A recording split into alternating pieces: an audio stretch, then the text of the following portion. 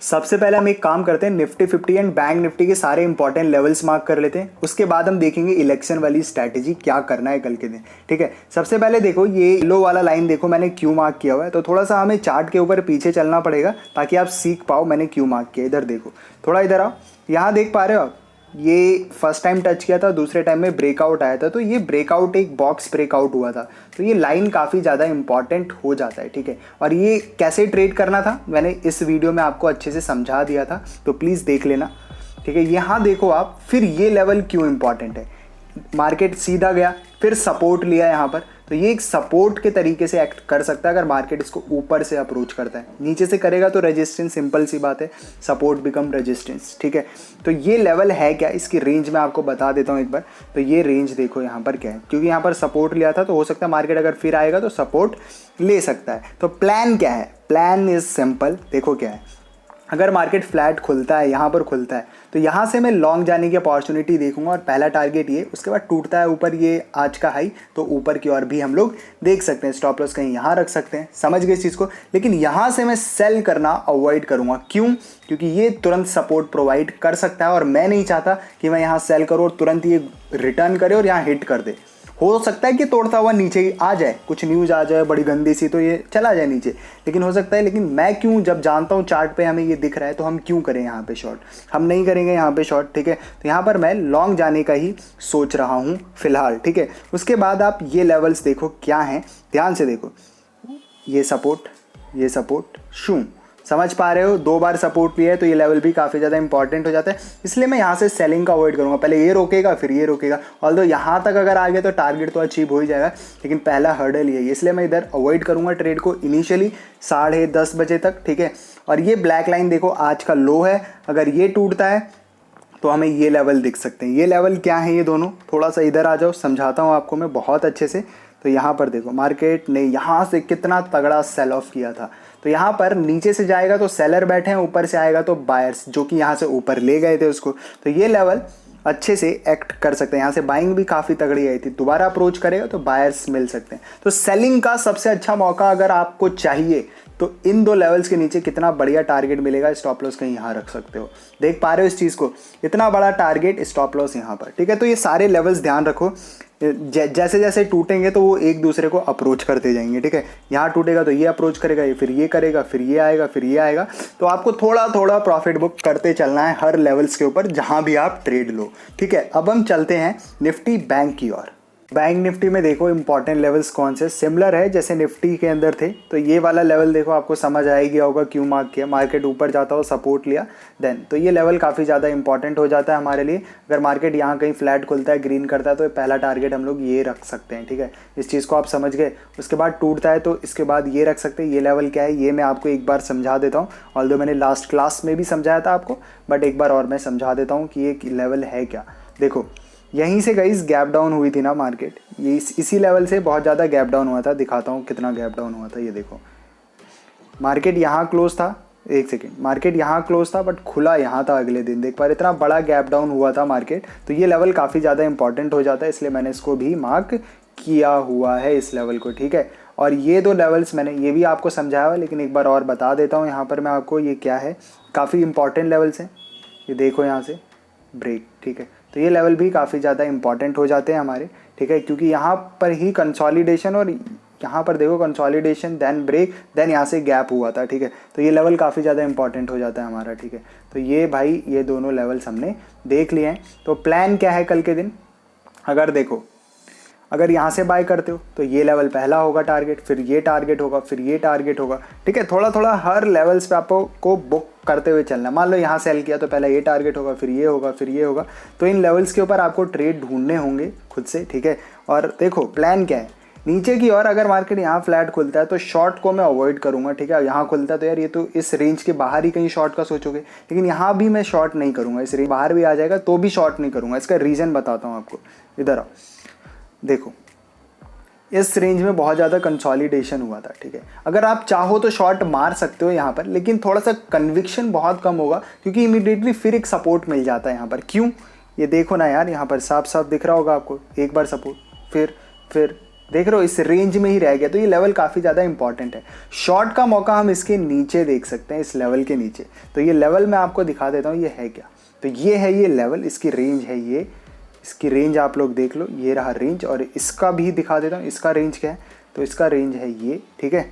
तो आपको समझ आ गया होगा आई होप, ठीक है। तो यार इस तरीके से कल के दिन ट्रेडिंग करनी, इन लेवल्स के ऊपर आपको ध्यान रखना है और ट्रेडिंग के मौके ढूंढने हैं, ढूंढने आपको ही पड़ेंगे। लेवल सारे इंपॉर्टेंट मैंने आपको बता दिए हैं। अब देखो कल के दिन प्लान क्या करना है। अगर आप देखो नए ट्रेडर हो, इलेक्शन में पहली बार पार्टिसिपेट कर रहे हो, क्योंकि कल अगर देखो अगर बीजेपी जीती तो हो सकता है मार्केट वन साइडेड मूव करे, ठीक है।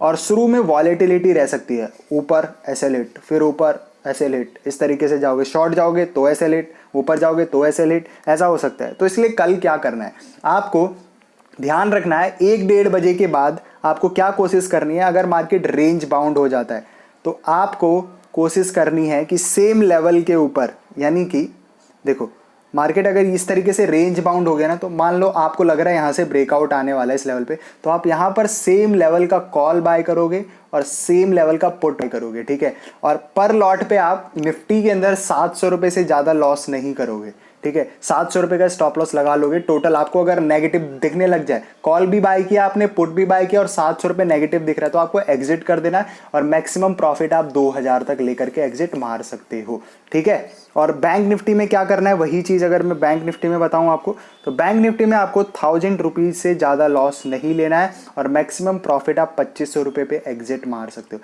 जैसे आपने सेम लेवल का कॉल बाय किया, पुट बाय किया, आपको 2500 का प्रॉफिट दिखा, एग्जिट कर जाना, और लॉस दिखा 1000 का, तो भी एग्जिट कर जाना, ठीक है। तो ये हो गई इलेक्शन की स्ट्रैटेजी फॉर बिगनर्स।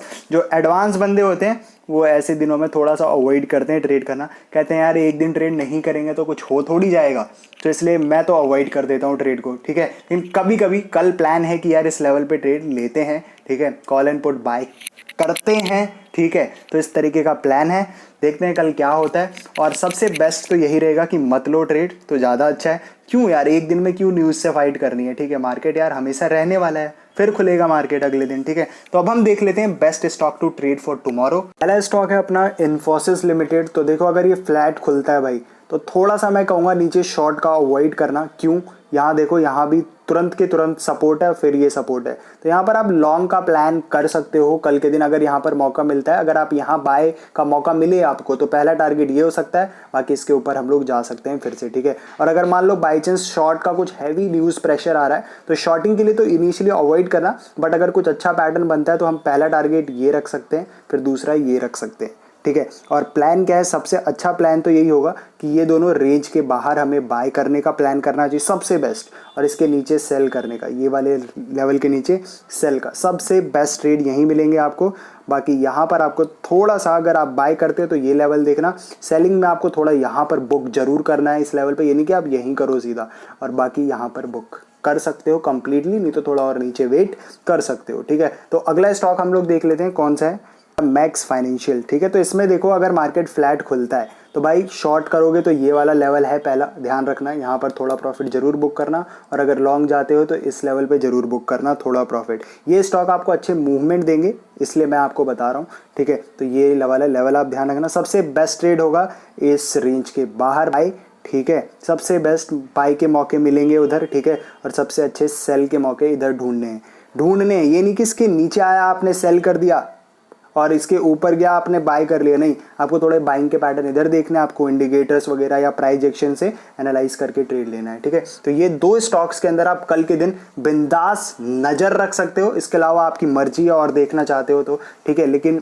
एक दो से ज़्यादा स्टॉक ट्रेड मत किया करो, क्योंकि देखो अगर ये दोनों में लॉस होता है तो यार एग्जिट मारो, अगर दोनों में प्रॉफिट होता है तो भी एग्जिट मारो मार्केट से। ये नहीं कि आप दिन में ओवर ट्रेडिंग कर रहे हो, फिर तो यार आपको कोई भी नहीं बचा पाएगा मार्केट में, समझ रहे हो इस चीज़ को। अब हम देख लेते हैं जो स्टॉक मैंने आपको कल दिए थे उनको कैसे ट्रेड करना था। तो था एक था यूपीएल था, ठीक है, और एक था टीसीएस। तो देखते हैं क्या पैटर्न बने थे और आपने क्या गलती करी है, तो यहाँ से सीख लो और कैसे ट्रेड करना था, ठीक है। तो यहाँ पर ध्यान से देखो, ये सारे लेवल जो मार्क है मैंने कल आपको दिए थे, ये सारे लेवल्स, ठीक है।